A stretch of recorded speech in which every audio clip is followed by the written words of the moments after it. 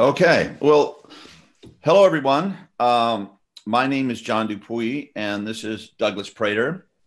And do you prefer Doug or Douglas? Hello, We everyone. get rolling. My name is John Dupuy. I can barely hear you, Doug. Yep, I'm here. Okay, Hi, good, everybody. good. So anyway, this is kind of a guerrilla webcam broadcast, and we have been we actually worked together a lot. If any of you have seen Integral Recovery podcast, that was a whole series that we did talking about integral recovery. And for those of you know understand what integral means in those terms, it's applying the integral map to the process of recovering from addiction. And so this is not our first rodeo by any means, but the first time we've done this. So this is it is announcing the advent of a podcast, a broadcast, which will be done live. So there are no nets or there's no safety devices here. So if I go on a rant that goes into left field, you'll just have to join me in left field. But anyway, the name of this thing is Meditate on This! The John and Doug Show. So we intend, why are we doing this? Because every time we meet, and we work together, by the way, iAwake, that's kind of the sponsoring organization doing this. And iAwake, if you guys have know us, we are our company that creates brain entrainment technology, sound technology that you can listen to that takes you into altered, very deep, and healing and powerful brainwave states. And if used over time, change the way your brain functions in a very positive way. So whether you're in it for dealing with trauma or depression, or you want to increase your creativity, intelligence, or as an interior aid to deep interior spiritual practice, it works along all those things. So we do this stuff on a daily basis. So you might say that we're the fruits of what what we're putting out there in the world. And I'm the CEO, and Doug is the CTO, which is the Chief Technological Officer. However, it's rather a limited box because he does so many things. He's so talented in so many fields. Thank you, Doug. But we just decided on that because, you got to have a title. Got to call me something. Got to call you something. So, by the way, we don't really do any scripting for this. We just turn the cameras on and get rolling. So our one thought that we might want to just introduce ourselves and what a little of our background is and why you might be interested in listening to us. So Doug, you want to say a bit about yourself or a bunch? Yeah, sure. Well, John introduced me already.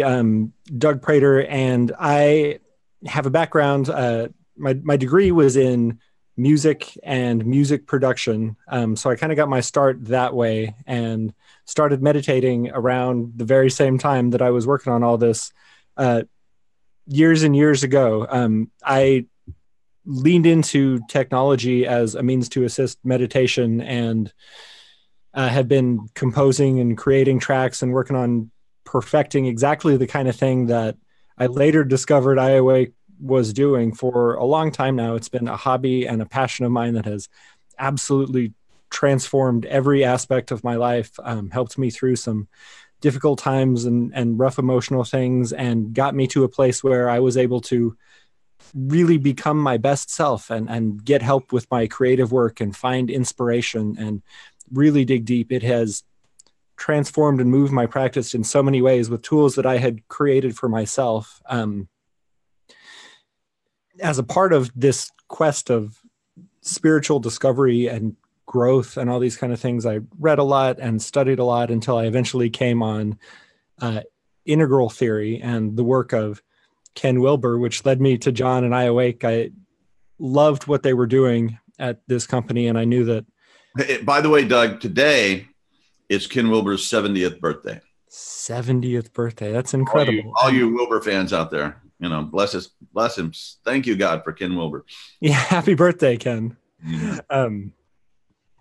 I was so inspired by the way he put everything together and some of the insights he had into not only our personal, but our cultural issues and the combinations of how to work with our minds, our bodies, our spirits, and our shadows, and put all these pieces together as we deal with society and transform ourselves and learn how to operate on a daily basis in this world. I saw that John, through iAwake Technologies, was not just putting out meditation tools, but really had a lot more behind that, a lot of teaching, a lot of wisdom, a lot to share. And that, he was a person and this was a company that really cared about people. So one day I wrote him a letter and explained essentially who I was and why I liked him, introduced myself. John and I started talking. One thing led to another. Yeah, well, let me just say, I got this email and I went, it was a long email. It's like 3 or 4 pages long, as I recall. And I was like, oh my God, this is stupid brilliant. I got to talk to this guy. And so I said, I can't answer this, or I'd have to write a book. I should have written the book, by the way, because that was a great spark. But, I went the easy way out and said, let's Skype, let's talk. And so we talked, and he was just as amazing as his email. And I don't know how it came to pass, but somehow we started working together. I offered you a job. And more recently, just in the beginning of this year, he started working for us full time at iAwake. So I'm thrilled, and welcome, Doug. Yeah. I think that there's a lot that we can do to continue to move forward and help people to not only reach deeper places in their meditation, but really integrate this stuff into their lives. And what we're doing now with this new show is a piece of that, a way for us to connect with you and share some of the conversations and thoughts we're having, insights that we've had during our own practices, and, the struggles that we're having in daily practice too, as we work forward and move through this thing. We thought this would give us a place to discuss some of the other aspects of our lives too, and how all the practice and work that we're doing really translates to what it's like to be a person out there in the world and engaging with relationship and community and art and movies and making music and all the other things that we're passionate about. So we're here also to engage with everyone who's watching and everyone who's listening and answer any questions that you have and participate with you guys, hear what everyone out there is thinking and wondering about, and hear your insights and share some of those things, and really build a sense of community around what we're trying to do here so that we can transform ourselves and hopefully transform this world. Yeah, absolutely. And let me kind of put out there to just for as an introductory, a Pusto, I think, the place we stand philosophically when we're having these discussions, is that it's basically the integral map that has been put together by Ken Wilber, and it's forwarded and worked with by all of us, and it's like an operating system. Once you kind of have it downloaded into your brain, it's just like it really helps you stitch the world together and understand things that otherwise you wouldn't have. And the first thing is 4 quadrants. Okay, imagine 4 quadrants across, and in the upper right is, we're applying this to a human being. You can apply the 4 quadrants to anything, any being, anything non-being. I mean, a non-sentient being, but is the body, the human body. So we have to, if we're going to look at a problem, in this case, humanity, and the rather dire straits that we find ourselves in at this evolutionary turn in the road that we're going through, we have to consider the human body, the health, the functionality with exercise and nutrition and just supplementation, whatever that might be. That has to be included in the picture, the biological human being. On the upper left is the interior life of the individual. Okay, that your thoughts, your conscious mind, your unconscious mind, the things you love, you believe in, you don't believe in, your resentments, your PTSD, your dreams, all of the stuff, all of that rich mixture that the interior part of a human being. And of course, you can't take, like Doug, I couldn't take, your love for your daughter and put it in a test tube, and go, okay, well, here's the love, a little low, let's add some more. You can look at the brain of a human being with all the brain scans and all the technology we have and say this, you're looking at a picture of your beloved daughter, and you look at other people that have, daughters that they love or children they love, and you see what the brain does. Well, that will show you that something is actually going on. It's being activated when we feel love. Maybe there's brain chemistries and blah, blah, but that does not inform you about the experience of loving a child. That has to be described. That has to be experienced or described by another so you can understand it. So, and we tend to err if we just really kind of reductionist science. It's all biological. There are no interiors, right?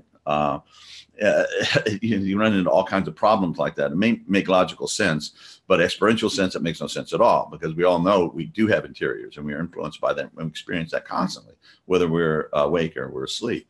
And so there is that, the upper left of the interior life of the individual. And iAwake, of course, we have technology that actually changes the way the brain grows and functions. And of course, that absolutely affects your interior experience of being alive. And of course, when you change your experience of being alive, that also affects the brain, the physical, biological part. So these two things are constantly about, what came first, the chicken or the egg? Who knows? But they're both there, and they both have to be accounted for. And so that's the upper part of the two quadrants. The lower part is the lower left. Go down. That's the we space.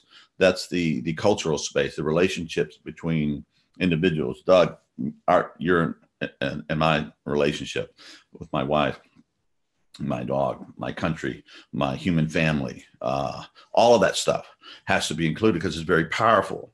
And, so many things are contextual, right? In the study of addiction, for example, that Doug and I have done a lot of work on, there's so much evidence that where the cultural context in which the drugs are ingested are crucial, are essential in determining whether the person's going to be an addict or not. There's a lot of research that's come out on that. So anyway, that has to be included, what's going on with all of us, the human family. And then the lower right is just the rest of the objective world, okay? It's nature, it's the furniture in this room, it's the internet, it's the economy, it's things that you bump into. I mean, it's physical stuff, so that all has to be accounted for. And you have to be a intricately healthy being, or an intricately healthy family or a society or a culture. You have to do work in all these different quadrants. And if you just, for example, a lower right solution to poverty is you throw a bunch of money at it, okay? Well, yeah, I think that probably does need to be done, but it's not all that needs to be done, okay?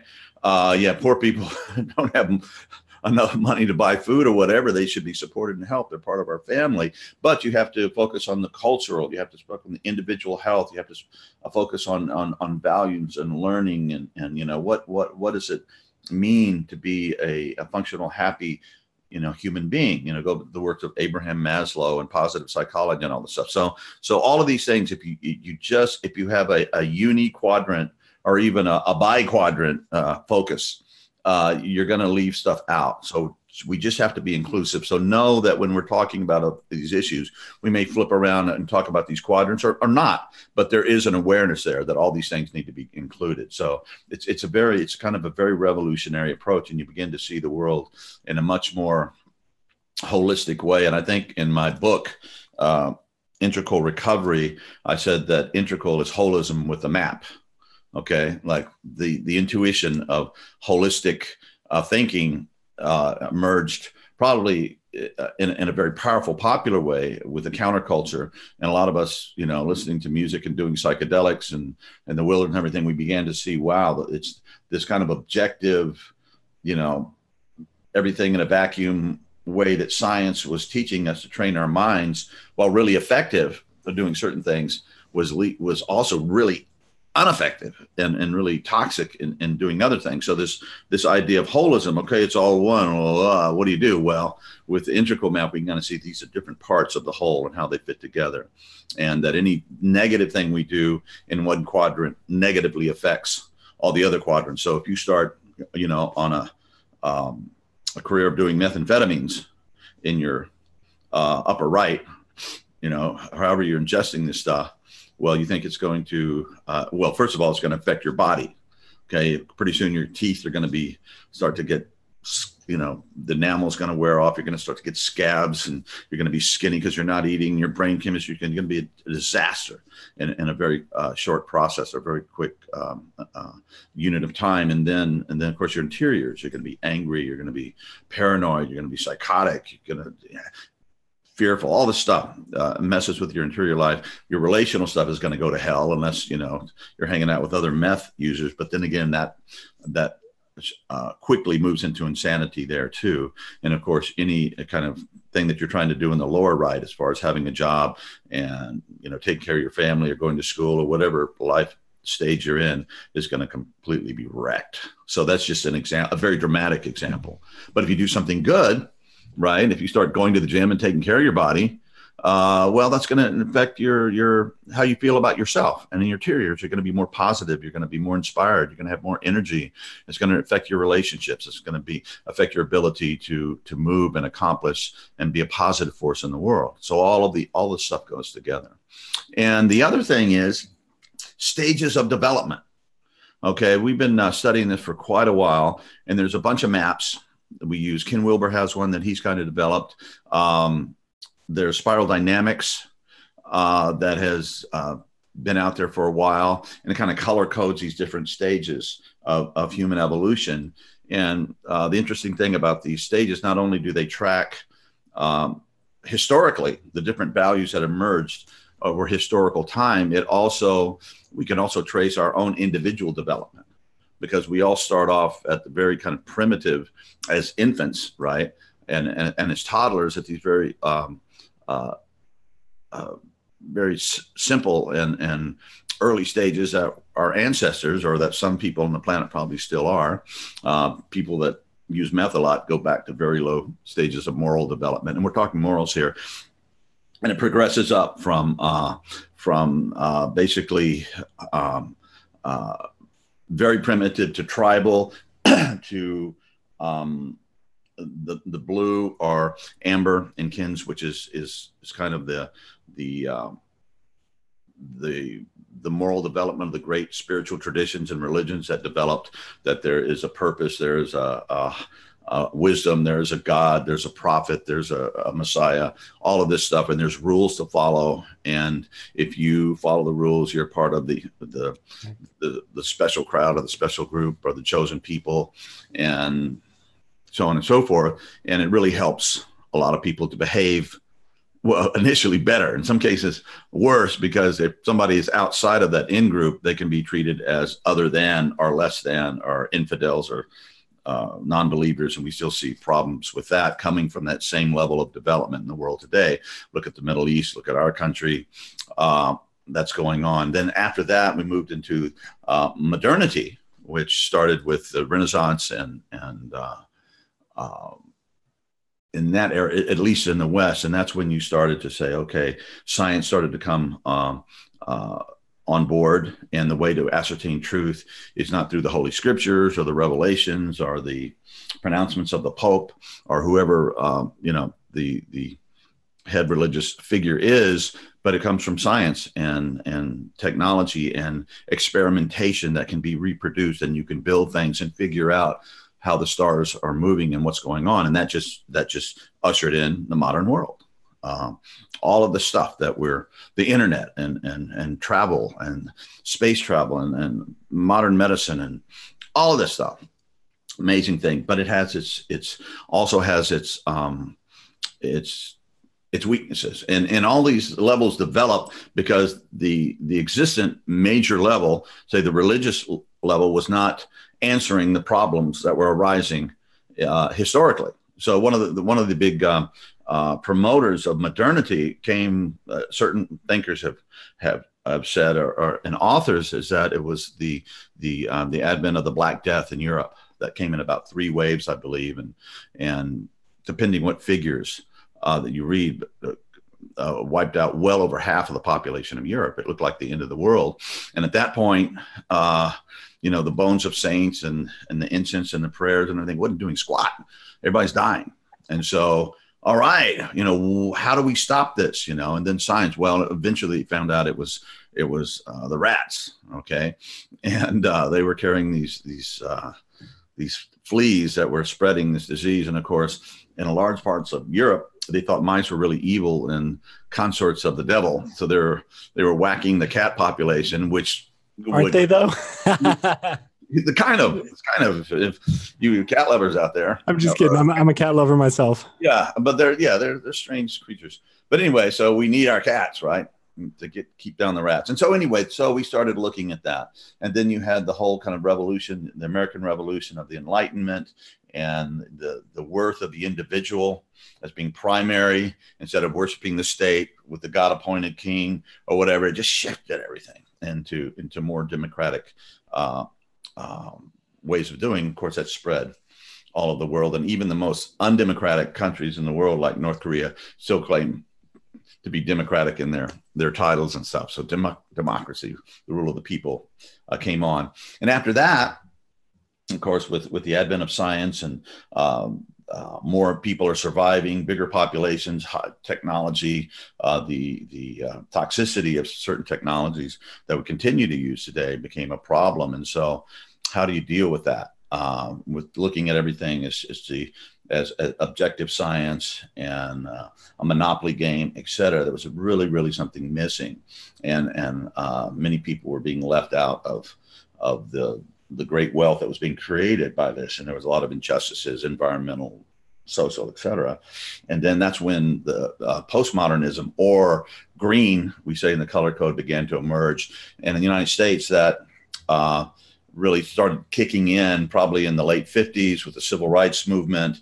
And then when the counterculture got going with, drugs, sex, and rock and roll, and everything just opened up, and all people were exposed to the use of psychedelics that is just blasting people out of their pre-existing constructed paradigms and going, oh my God, there's something else here, and it's all created. Oh, and nature is sacred, and so am I. And there's a great mystery behind this. And this whole thing I learned in school was like, it's partial, man, but it left the huge chunk of it out. So that all began to emerge, and there were problems that were created by that, and so some of the problems that arose out of the green movement or the postmodern movement was, well, there was anti-intellectualism that rose because we saw, and anti-capitalism, because they see modernity and science as the enemy. And so why don't we go back to our peaceful tribal ancestors, right? And I mean, that's nice, but from what we know, most of our peaceful tribal ancestors were anything but. They had slavery and human sacrifice and pretty harsh stuff. But anyway, so it brought a lot, but it left a lot to be desired. So from that, this whole integral thing began to emerge. And Ken Wilber has been a really wonderful voice, a magnificent mind to put that all together. And the nice thing being, not only is he an intellectual, but he's also he's a mystic. He's a practitioner who's been doing Buddhism and meditation practice for decades, and has a lot of understanding of the levels of ultimate being and consciousness. So that is all reflected and comes through his work. So it's quite a picture.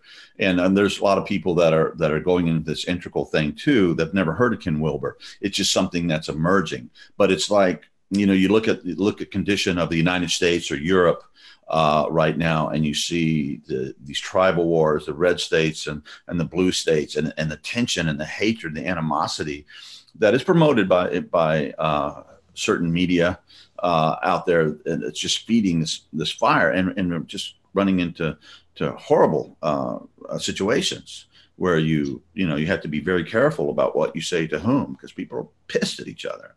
And so what happens in the integral, we begin to see, well, all of these stages of development that are represented in our culture, starting with children and moving on up, have their gifts, have their things they contribute to the whole spiral, to the whole evolutionary dance of humanity, but they also have their problems. So at the integral level, you start looking at, what are these guys contributing? What's good? Let's promote that and bring that forward, because like science. I mean, we're not going to be able to do away with science. And if we're going to save our beloved planet, it's going to have to be great scientific minds with open hearts and brains that begin to heal and do the work necessary. So we pick, and we promote and we try to minimize the negative and promote the noble and the good and the useful. Yeah, so John, the trap of all these stages of development, historically, as we've moved from, the pre-rational all the way up through the postmodern stage, has been that each level of development believed that their view is the one and only right view, and there's no room for anybody else. This is why Integral was such a big deal, because it said yes, and it did exactly what you're talking about by taking the things that were good about each of the previous and very necessary levels of development, and also seeing what their issues and what their problems were, and how the next level above was able to resolve that and emerged because they were able to resolve some of those issues. It's viewed as second tier. The integral level of development is called second tier because for the first time we can look down and see that, wait a minute, all of these things were important. And it's so easy for us now to fall into the trap of throwing the baby out with the bathwater when it comes to something like rationalism or intellectualism, which certainly has done a lot of great things for it. But if we fall into the anti-intellectual trap, then we negate all that and we ignore all the progress that it has given us. But things are limited there too, because we ask ourselves, and especially John, as a mystic and as a spiritual practitioner, you say, well, is science, is reason the limitation of what we can know? Are there other modes of knowing? And do those have a place in our framework as we continue to grow and evolve? And the answer, we believe, is a resounding yes. Yeah. And that's why we're showing up here, and that's what we're doing, because if we can all move forward to that place, we'll do a lot to build bridges and eliminate some of the struggles that we're having between different ideologies in our culture that are fueling these culture wars and are a significant contributing factor to a lot of the other societal and, well, personal issues that we all face as we move forward. It's a incredibly important thing for us to learn to look at it from that multi-tiered place and view things in a different way, just like you're talking about. Yeah, and one of the excuse me, the skills that develop at this level is that you're able to, because you've been through them yourselves, you're able to communicate with all these different levels in the language that they can understand. So if you're looking at speaking to fundamentalist Christians, and I don't use fundamentalism as a pejorative. Fundamentalism was a word that was developed by fundamentalists. It's like we fundamentally believe the Bible as the inspired word of God. And if you start speaking to them in the language of science or in the language of postmodern, we'll talk about later. There's green and then there's green. The kind of two divergent tracks there. But in kind of the academic postmodernism, that's not going to work. Or even the kind of more psychedelic hippie counterculture part, you're not going to do it either. You have to speak to people in the language they can hear. And of course, sometimes people are getting ready to make a shift into a next level, so you kind of sense that. But one of the tasks as integralists is we need to figure out if we can speak to people from kind of inside their worldview with and not letting go of what you know, but you communicate with skillfulness, wisdom, and compassion. And if you can't, if you still have so much trauma from your religious upbringing or something like that, then maybe that's not your job, and you would just be adding fuel to an already growing fire or a lot of anger. But and then sometimes we have to go back and work on prior levels of development where maybe we missed some stuff. And in my case, I think I went from kind of the fundamentalist Christian thing, and that's a long story, which we'll get into at some point, to postmodern green with blistering speed going through orange and barely stop to touch base, So later on, I've had to go back and relearn and absorb a lot of the stuff that I didn't get the first time around. So anyway, that's kind of part of the work that we do, and how this understanding can help us to stitch the world back together and to create a future that is beautiful, inspiring, and respectful of all beings. Yeah, and you mentioned something really important too in our ability to communicate with one another, and why that's so important, because it is only by communicating with other people from their vantage point, as it were, that we can really change minds. I'm sure you've been involved in conversations or seen discussions on the internet where people are just at each other's throats, bickering in the comment sections. And, minds are not changed that way.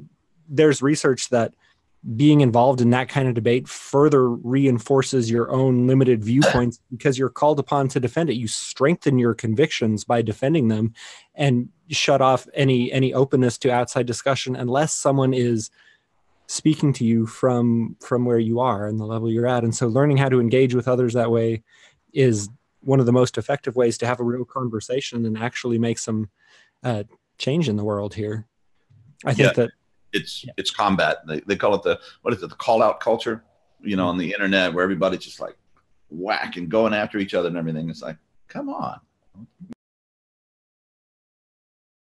It's not wise, it's not kind, and you're not affecting any kind of positive change. So the ability to be able to listen and actually engage in conversations where that this person may know something that you need to learn, or that maybe in the process of the communication, something new is going to emerge. And so there's just a different way of listening and way of approaching, and a humility and a kindness and a civility. And it starts with us too. It starts with our own extension of that understanding to other people's perspectives. And I think that's something that is really important to learn and can be difficult to do. John, how does practice and meditation affect our ability to do that and to take the perspective of others? Well, one of the things research has shown, that at the higher levels, you get, beginning probably with orange or modernity, definitely into green. Oops. Sorry, guys. The higher one develops, the more perspectives one can take.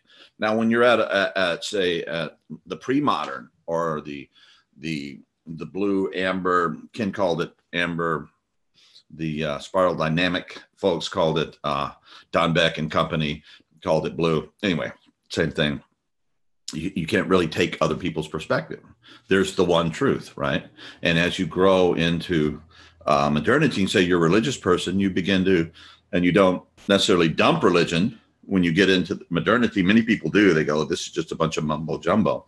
You look at it with different eyes, but you see many spiritual traditions, and you go, wow, I may be a devoted Christian, but I can learn tons from the Jewish mystics, which Jesus was, by the way, in my opinion, and or the Sufis, or the Buddhists, or the Native Americans religion. God, I had a Native American teacher and mentor for years, who I learned so much from.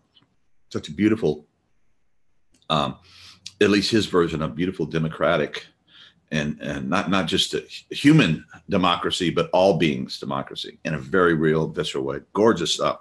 And so you can learn from these different traditions, and inform your own tradition, or become some kind of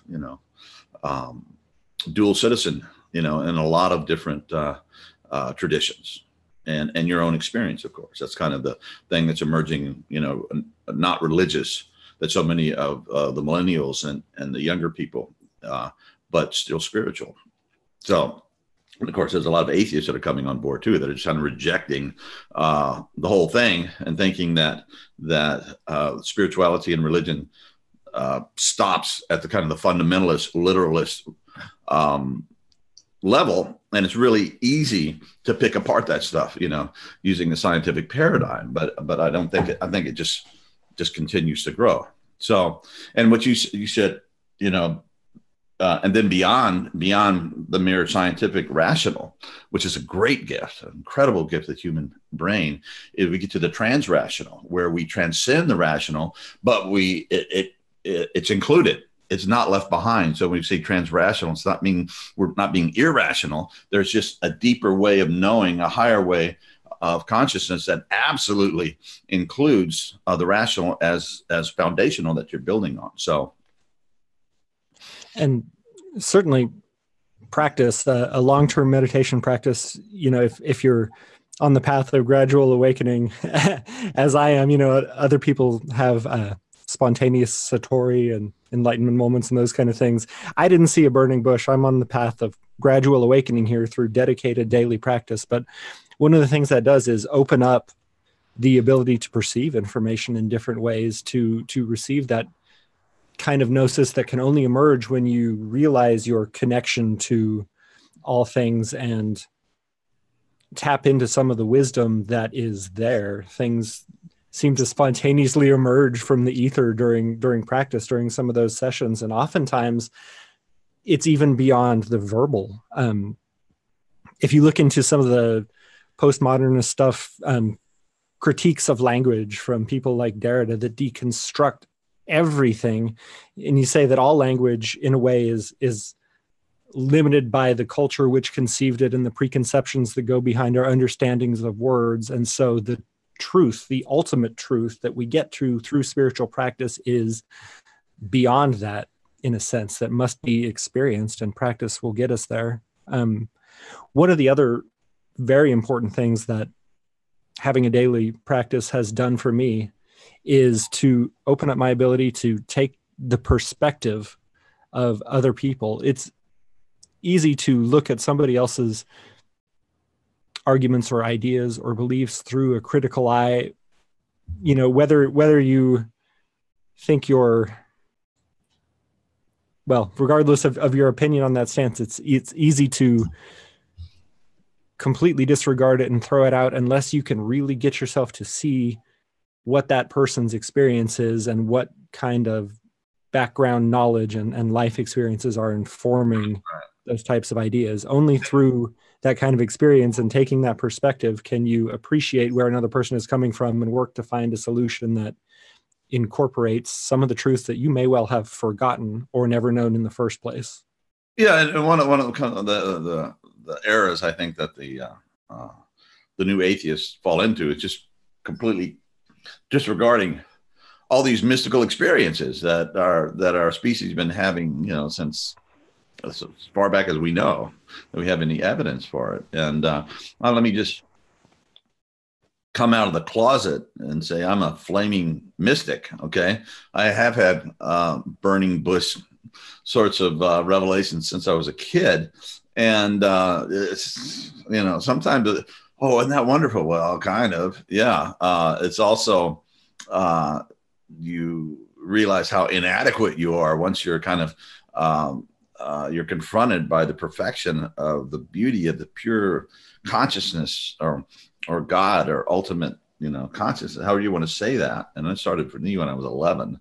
And yeah, I kind of get that stuff. I mean, I can read Rumi and, read all the mystics, and yeah, I know, I got it. But does that make me a really super wise, smart, good person? Not necessarily. It certainly shows me the work that I need to do, and I have to deal with all my crap and my shadow stuff, and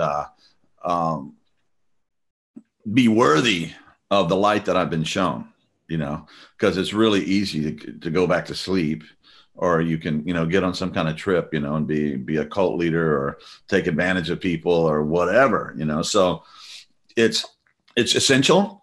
Okay. Abraham Maslow, one of my favorite psychologists, he was, I think everybody's probably heard of him by now, but he was like right there at the birthing of humanistic psychology, which is a beautiful school of psychology. It's very, very kind, very compassionate, and very human centric. In other words, and believing that people have something innate in them that actually wants to transcend and wants to get better, and that we just have to, as therapists, work with that. And then with transpersonal psychology, which I studied, among other things, I think he actually came up with the name, which means beyond the individual ego, that we are connected, we are something greater. And that gets into, the whole field of non-duality and mysticism, et cetera. But one of the things that he said that, first of all, his critique of Western psychology at the time, I think he was started writing this in the 50s, was that we were getting our maps of human consciousness by studying sick people, right? That's who therapists deal with. Man, my life is just going so great. It's fantastic, in all 4 quadrants and everything. And so I just want to come and pay $150, $200 an hour to tell you about it, No. So he said, so let's look at these exemplars. Let's look at people that we really, really admire and could aspire to be like, role models, if you will. And he said, one of the things that he found across the board is that they would have these peak experiences, one or maybe multiple. And these peak experience it's basically a secular way of saying mystical or a religious experience, the experience of God, of unity consciousness, of being there, of your little ego kind of getting out of the way. And, that's the crazy thing, ego death, when you're dying physically. And I almost died last year. I had a massive heart attack. So I was right there. Or in the psychedelic experience, which we'll talk about more, or in Vision Quest experience, or any of these initiations, the little self begins to go away, or even in deep meditation. And if you're not prepared for that, if you're just totally identified with the little self, good old, John, and that starts to go away, you freak out. Okay. If you've been coached and if you've read some of the literature, you go, oh, you're kind of still freaking out, but at least this is you're on the road, and that goes away, and all of a sudden you're born into a greater identity, So, and you come back and you have to okay, well, I'm still here, but I'm also everywhere at the same time, and that's very real. So we have to, we have to figure out how to walk that walk in a good way. Oh, and then one of the other things I don't say, getting back to your original question about practice, and Doug, you're trying to get me on a road, and I'm dancing all over the place. But anyway, is that and there was a short book for Ken that he wrote called Trump and the Post-Truth World, or something like that. And I'm changing colors here. It's starting to get psychedelic. But anyway, one of the things he said that the answer to every problem confronting humanity is developmental. And I was reading that, and I was like, okay, Ken, I got you. That is just way too simplistic. Come on now. That's my little brain trying to, figure Ken out. And I started thinking about it, and it's like, yep. You get down to it, what is the, solution to the tribalism, the great divisions in our country? Well, if people get to an integral level, or a large part of the population, we could start respecting each other again, and working together and go, yeah, Fox News has a point. Believe it or not, there's some stuff that they're saying that actually may be based in something. So, and you start to see that. And I was like, So, we leave some of the more primitive hatreds and resentments, and me first, and the modernity, the naked side of capitalism. It's just like, hey, whoever gets the most Tinker Toys wins. Okay. And it's like, okay, well, you can only, you only need so many Tinker Toys. After that, you're out on your yacht, approaching your island, and the rest of your brothers and sisters are, suffering in poverty, or majority of them. It's like, huh? How can you be happy given that? Well, I think you can be happy at a certain level doing that. But when that begins to deconstruct, wait a second, the vast emptiness of all this stuff, then then something else begins to emerge. And what you were saying about the postmodern thing, Doug, about deconstructing a language and deconstructing culture and blah blah blah blah. I think that's really good. But the next step is, once you've deconstructed everything, you have to reconstruct it into something that is better and more beautiful and more functional and more truthful. So that's where you deconstruct. Yeah. Just like some comedians, for a long time, it's just cynicism and deconstructing everything. It's like, okay. Yeah, everything's pretty fucked up. I got it. But how do we put this back together and make the world a better place for our children and generations to come, and the children and elders, everybody that's here right now? Well, John, this integral movement, this integral ideology is just now starting to come online. And I've heard it estimated by Ken that right now about 5% of our population is there. And once we get to 10%, as more and more people start to have these realizations and embrace this, then we reach a tipping point where things start to change. And that's happening faster than we think. This is coming down the pipeline. But presently now, this green postmodern ideology is the leading edge of development at our culture. And it has made some incredibly important contributions. As you said, though, once you've deconstructed everything, you're left with an emptiness. You can be left with an emptiness and a nihilism. And if nothing means anything, then what's if all viewpoints are equal, so whatever. Yeah, I mean, if nothing matters, if there is no truth, then what's the point of anything? And so we take it. I know from conversations I've had with you, we both take it that, well, there is such a thing as goodness. There is such a thing as beauty. There is such a thing as truth. Mm-hmm. And it is beyond the things that we had deconstructed previously. So it's important for us to show up every day and do the work to find that, to give our lives meaning, to connect with one another, to solve some of these problems that have been created by the darker side of the current cultural leading edge, which has brought us a lot of great things as well. The question that Integral poses is, how can both things be right? It's not a question of why is somebody else wrong. It's a question of how are both of these things right, and how can we put it all back together again on the other side?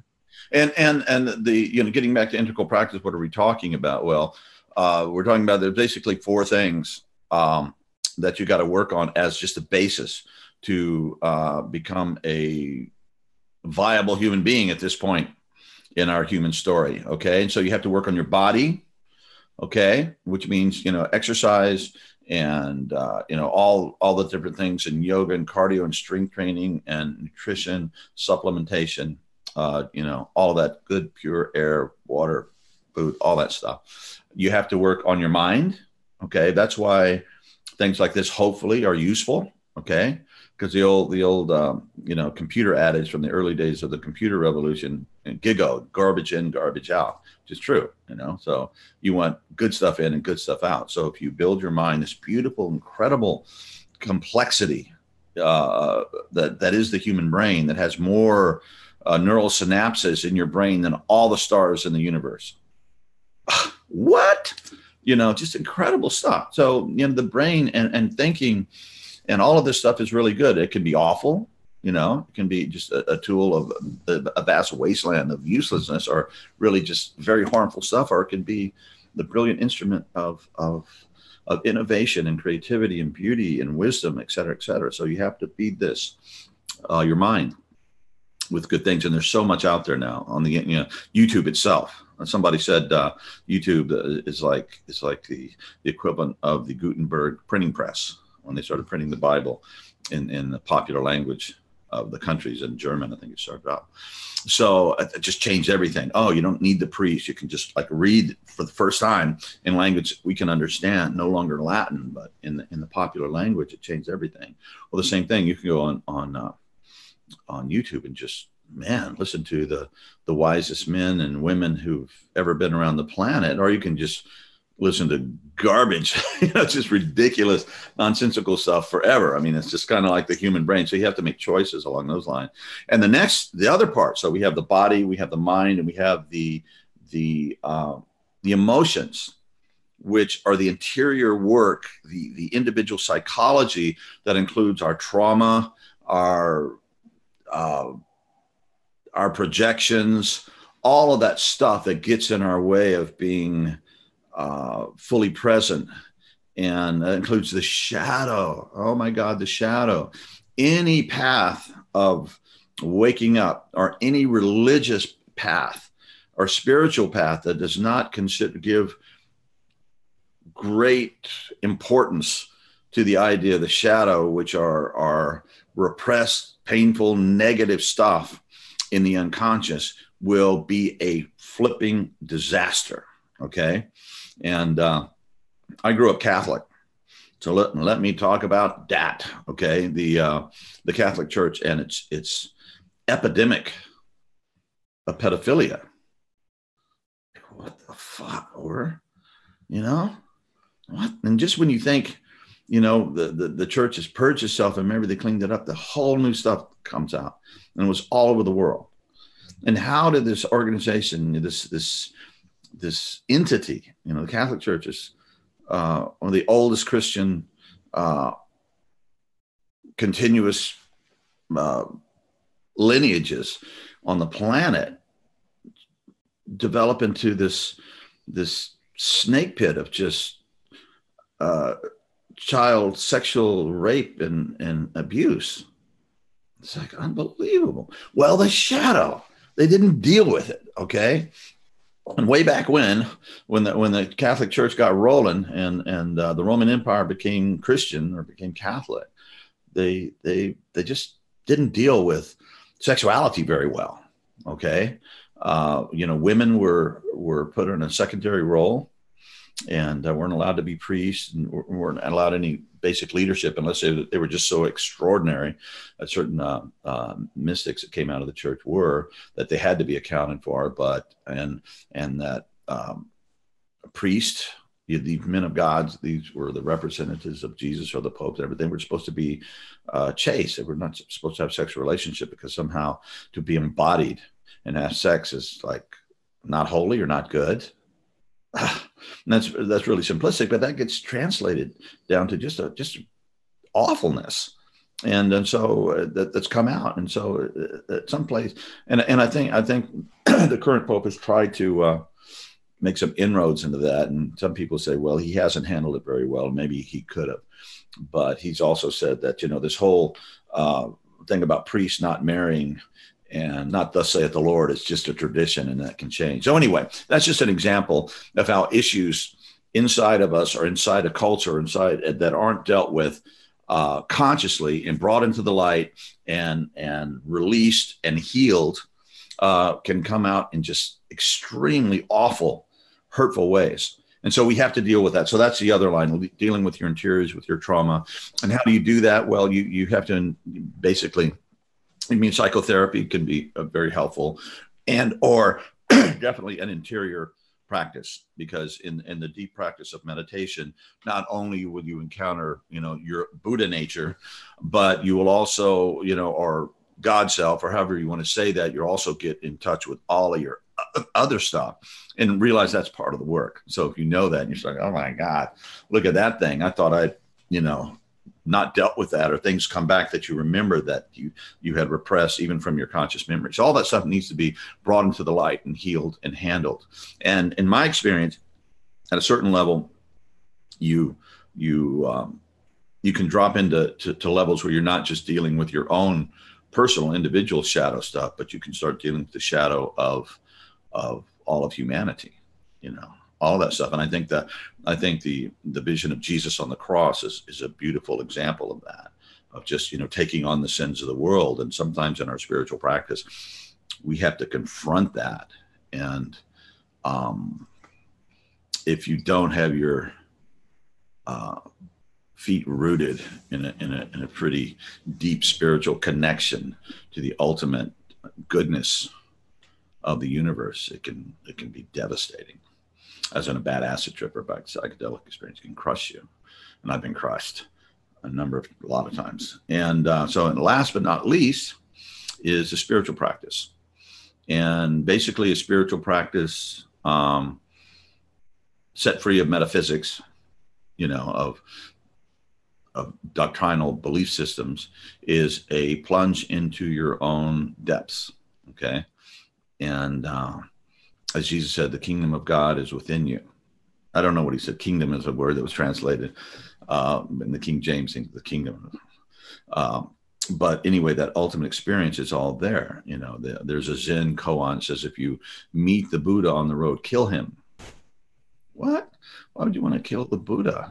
Great guy. Well, the idea is if you're still looking for this ultimate connection to your own deepest and truest self, outside of yourself, you're on the wrong path. So you need to look for the Buddha inside of you. And as one of my favorite Buddhist teachers says, would you rather be a Buddhist or a Buddha? Yeah. Yeah, right. Like, no, but Buddhism is cool. Zen, man, they got these cool costumes and they chant and all this stuff. That's really groovy. But the thing is to wake up. You want to wake up and then have the trappings of, I don't know, celebrating waking up in other people or something like that. So it's secondhand religion, doesn't work very well. And so you have to have this ongoing practice. And why? Because that's how we begin to transcend, and that's how we begin to find wisdom and begin to be able to have more compassion for ourselves and others, and begin to see how these things come together. And there's parts that I've experienced in these deep states of consciousness that we tap into the source of wisdom, where some of the the most deepest questions can be answered, and we begin to see new revelations and inspirations, and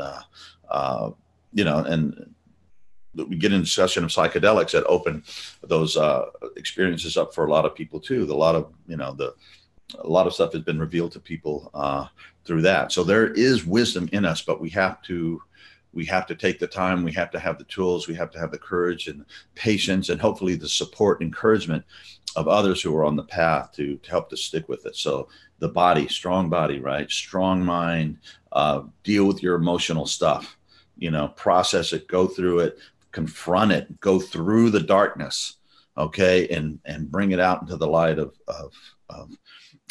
pure awareness and the compassion and the beauty of the awakened nature that is within each one of us, dormant in many cases, but to wake that up and then to have that ongoing spiritual connection is that. So we can put that together, and that's what I've been doing for a while.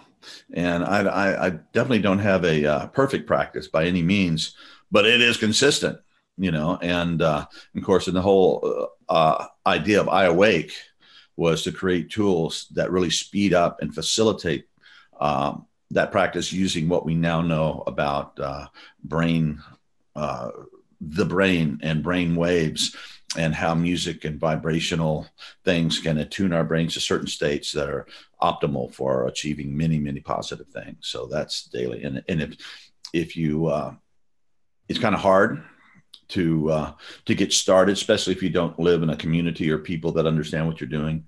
It takes pretty, kind of heroic determination, and you have to read books and get outside sources. But if you can have friends that are also engaged, even if they live on the other side of the world, we can talk like this. You can get there, and it makes a tremendous, tremendous difference. And that's one of the things that we're really trying to do with this show too, is provide a community where we can come together and present that kind of information, encourage us to practice, because it is an ongoing daily practice. That's the only thing that's going to get us through. It's, you take a shower and then the next day you get dirty. So you got to take a shower again. And practice is the same way. We keep going and we keep growing, and we do this thing, and we come together here to discuss it. John, you mentioned something earlier a while back, actually, about media and social media and YouTube, and how it can be a trap of falling into a dopamine loop and clicking on all kinds of content that doesn't matter. And we're trying to do something different with this show. And everybody who's still watching, and everybody who will watch this video in the future, I want to say a huge thank you to all of you for being here, because this is something that we're all co-creating together and trying to do something beautiful with this technology, which can either send us straight off a cliff or be a tool, powerful tool for transformation as we all build this together. And as part of that, as part of this co-creation, I would love for all of you to engage with us, to leave a comment, to tell us what you would like to see more of, either here in the chat that you see on the side of your screen or down below, and tell us whether you want to know about practice, and our meditation practices, our physical practices, how to work with the shadow.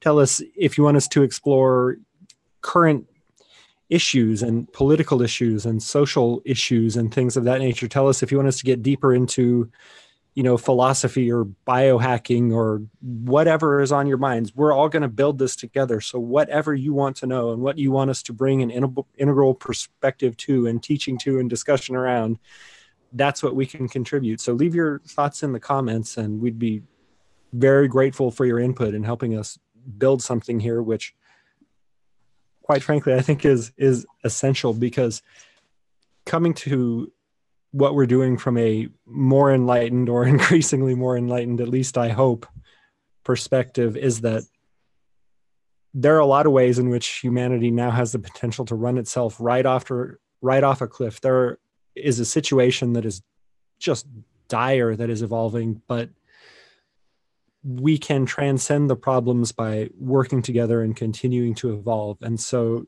this is a call out to everyone to contribute and to help do that by engaging with us and helping us to make this the best that it can be for all of us. Yeah. Well said, Doug. Well, and we're gonna set it up where people that can listen can go to a page and stream one of the iAwake tracks. It's just so you can and change it every week, every month. We're going to work with that, so you get a taste of what we're talking about. And it's like, this practice and stuff we're talking about, it affects human brain, human consciousness, and everything that humans do. So what we can get into is just unlimited. We can, limited by probably ourselves, of course, but hopefully as we engage in this dialogue. And one time I was in a conversation with Ken Wilber. He was talking about writing, and I really love when Ken talks about writing, because he's created massive body of work, amazing stuff. And he said that really stuck with me. He said, I don't write books to tell people what I know. I write books to discover what I don't know. And so with that, we know everything, but we're on the road to find out, as the old Cat Stevens song said, right? And that by opening ourselves up and open minds, open heart, we can make some progress, and we can have meaningful conversations. And in some spiritual traditions, such as Tibetan Buddhism, and definitely in kind of the Jewish mystical tradition, conversing about these things is seen as a spiritual practice too. So, and we may get, God knows where we'll go. It may be very, very high spiritual things, or it may be very God, whatever. Whatever we get into, how it flows, and as Doug knows, working with me, it just goes where it goes. You just follow that river wherever it's taking you. So I think it's probably a good place to wrap it today, Doug, don't you? Yeah, I think that's a real good first conversation. And everybody, if you liked what you saw today, hit like on this video or subscribe to our channel. You can hit the little bell down there to be notified when we're on again, which will be sometime early next week, I imagine. And like I said, leave us your comments, leave us your feedback about what you'd like to see. We're really grateful to everyone who is watching and will watch in the future. And John, thank you so much for the conversation. You're welcome. Bye now.